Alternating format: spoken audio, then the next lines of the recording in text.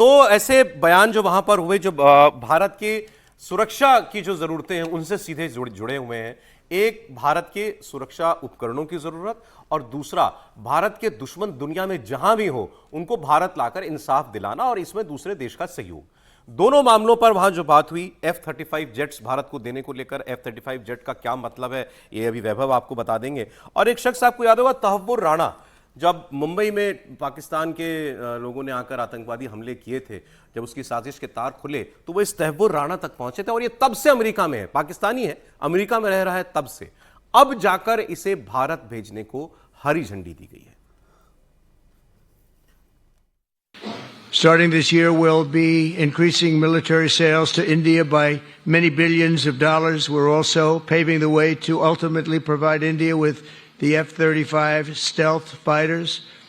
In 2017, my administration revived and reinvigorated the Quad security partnership. In our meeting today, the Prime Minister and I reaffirmed that strong cooperation among the United States, India, Australia, and Japan. आतंकवाद के खिलाफ लड़ाई में भारत और America दृढ़ता से साथ खड़े रहे हैं। हम सहमत हैं कि सीमा पार आतंकवाद के उन्मूलन के लिए ठोस कार्रवाई आवश्यक है, और मैं राष्ट्रपति जी का आभारी हूं कि उन्होंने 2008 के जिसने भारत में नरसंहार किया था, उस मुजरिम को अब भारत के हवाले करने का निर्णय किया है। भारत की अदालतें उचित कार्यवाही करेंगी। ये दोनों बातें भारत के नजरिए से कितनी बड़ी हैं, F-35 समेत और जो रक्षा समझौते हुए हों, और तहव्वुर राणा का भारत में प्रत्यर्पण, ये बहुत बड़ी बात है। आप याद रखिए कि तहव्वुर राणा ना कि सिर्फ कैनेडियन सिटीजन है, बल्कि वो पाकिस्तान आर्मी में एक ऑफिसर भी रह चुका है। तो एक आप इमेजिन नहीं कर सकते थे कि अगर ये बाइडेन एडमिनिस्ट्रेशन होती या कोई और दूसरी एडमिनिस्ट्रेशन होती तो वो इतना लाइटली जो है तहव्वुर राणा को एक्स्ट्राडाइट कर देती। और ये प्रधानमंत्री मोदी जी को आपको इसका श्रेय देना पड़ेगा। आपको तो उनसे बात और पूछताछ करने तक की परमिशन नहीं हुआ करती थी जब 2004 से 2014 वाली जो सरकार थी भारत में। भारत ने कई बार रिक्वेस्ट करी कि भाई इनसे हमको पूछताछ करने दी जाए, हमको इनसे बात करने दी जाए, और अमेरिकन ने बिल्कुल साफ मना कर दिया था। और तहव्वुर राणा को भारत लाना, इससे पाकिस्तान कि हमारे पास पाकिस्तान के खिलाफ इररिफ्यूटेबल एविडेंस होगा कि जब उनका खुद का एक पुराना ऑफिसर ये बताएगा कि किस किस ऑफिसर ने पाकिस्तान में उनको, आईएसआई के कौन कौन से अधिकारियों ने उनको इंस्ट्रक्शंस दिए, किसने कितने पैसे दिए, और पूरा प्लान कहां बना, किसने बनाया, किस उसका पर्पस क्या था। पाकिस्तान के पास दुनिया में फिर मुंह छुपाने की जगह नहीं बचेगी। ये जो डॉसियर्स की बात करते हैं कि भाई तो रद्दी का टुकड़ा है, इंडिया डॉसियर देता है, उसमें कुछ होता नहीं है।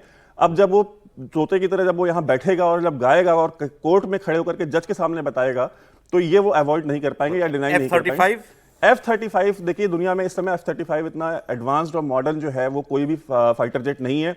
और अब लोग पहले ये कहते थे कि जी ये बैटल में टेस्ट नहीं हुआ है, लेकिन हमने हाल ही में देखा है कि जो हिजबुल्लाह के खिलाफ और ईरान के खिलाफ जो कार्रवाई इजराइल ने करी है, वो सारी F-35 का ही इस्तेमाल करके इजराइल को दे रखे हैं अमेरिका ने। जी, यही इजराइल को दे रखे हैं, और इसका ही इस्तेमाल करके वो जाकर के डीप पेनिट्रेट करके आया, और उन्होंने ईरान का जो पूरा का एयर डिफेंस सिस्टम था उन्होंने ध्वस्त किया, और उनका कोई भी एयर डिफेंस सिस्टम जो है उसको डिटेक्ट नहीं कर पाया। तो अब किसी के पास ये आर्गुमेंट नहीं है कहने को कि ये बैटल टेस्टेड नहीं है। ठीक है।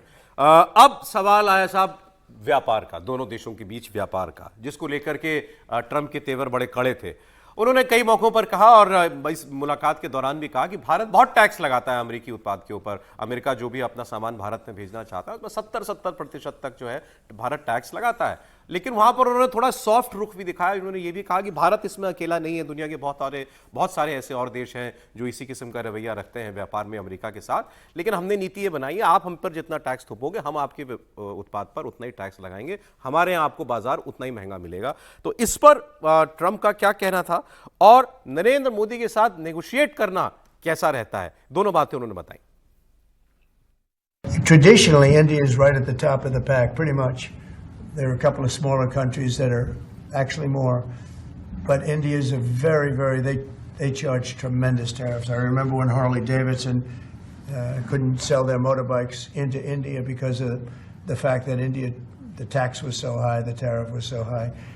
And Harley was forced to build, I guess they built, I don't know, that was a while ago, but I think they built a factory in India in order to avoid paying the tariffs. And that's what people can do with us. They can build a factory here, a plant or whatever it may be here, and that includes the medical, that includes cars, that includes chips and semiconductors.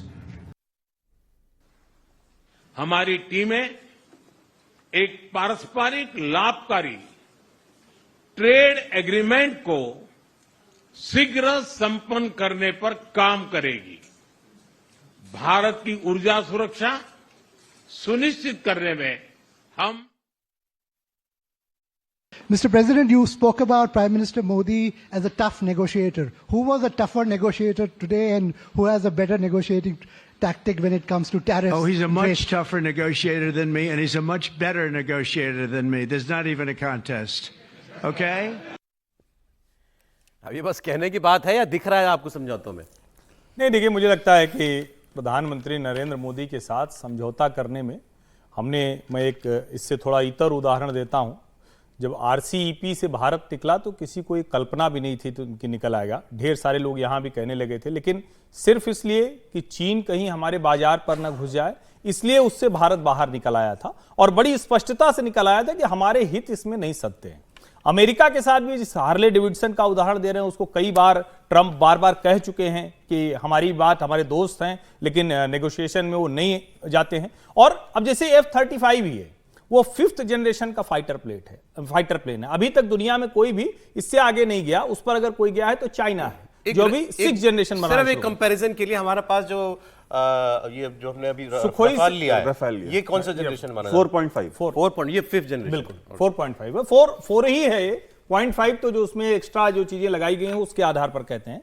तो ये सबसे advance होगा। और China चूंकि 6th generation पर काम करना शुरू कर चुका है, वो अकेला देश है दुनिया का जो 6th जनरेशन पर काम कर रहा है। तो कई बार हमें चुनौती के तौर पर भी, थ्रेट के तौर पर भी कहा जाता है कि हमारे पास वो हथियार होंगे क्या, वो जेट्स होंगे क्या। और अगर ट्रेड के लिहाज से देखें तो ये तो अच्छा है ना, भारत भी तो यही चाहता है। अमेरिका वो बात कह रहा है। भारत का मुकाबला अब थाईलैंड, वियतनाम, मलेशिया इन देशों से है कि ताइवान, वहां की कॉम्पिटिटिव मार्केट के बराबर हम उनको ऑफर कर पाएंगे क्या। अगर हम ऑफर कर पाएंगे तो टैरिफ लगाना अलग बात है। टैरिफ एक दूसरे के ऊपर लोग लगाते हैं जिससे उनका उत्पाद ना आए, हमारे यहां आकर लोग बनाए। भारत को उसकी ज्यादा जरूरत है, इसलिए भारत उसमें कसर नहीं छोड़ेगा। अमेरिका के लिहाज से देखें तो उसको यह भी देखना होगा कि कहीं उसके यहां की कंपनियां दूसरे मार्केट में मूव ना कर जाएं, जो खतरा है।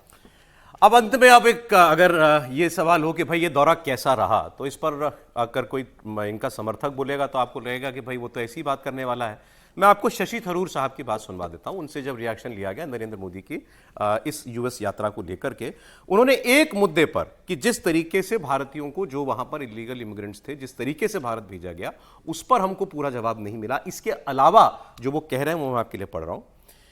On the defense front, the commitment to sell us the F-35 stealth aircraft is very valuable because that is a state-of-the-art aircraft. तो ये बहुत बड़ी बात थरूर साहब मान रहे हैं। I am very encouraged with the details received so far, and I look forward to more details when the Prime Minister and his team are back. We have got all that we could have expected. We have got all that we could have expected. हम जो उम्मीद कर सकते थे हमें इस दौरे से सब मिला है। शशि थरूर कांग्रेस पार्टी के सांसद का कहना है इस दौरे पर।